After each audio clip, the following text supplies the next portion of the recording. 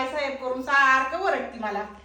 काय निवांत बेडवर बसला काय बेडवर करायला बसली नाही बाई, साहेबांनी माळव आणलंय व्यवस्थित काढून ठेव म्हणलं. हम्म.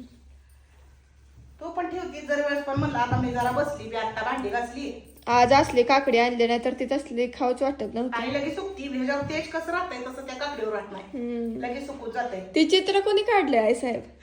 ही माझ्या नातानं काढलंय कन्हैयानं. छान आलंय लय. मुळ्याच्या शेंगा पण आणले बघ. मुळ्याची शेंगा कशी काय अगं आणली? मुळ्याच्या शेंगाची भाजी लय छान होती. ही का नाही वाळका असली काय तेज कायम तेज असतं या वाळकावर. हम्म. आणि ह्याच्यात काय आहे, मटार असेल. ही मटारच्या शेंगा भाजी पण होती आणि ह्याचा बराच उपयोग आहे. आणि पोह्यात घातल्यावर तर एकच नंबर पोहे होते. तर उद्या पोहेच करूया उद्या गरमागरम पोहे, आपण हा, मस्त तुला पैकी. पोहे. आणखी टमाटे एक ह्याच्यात. आपल्याला बीट पण आणलं नाही वाटतं. गाजर आणलं नाही, बीट आणलं नाही, फक्त काकडी आणि टमाटच आणलंय. आता 2 दिवस झालं त्याला हाय तेवढं थोडं थोडं चिरून दिलं.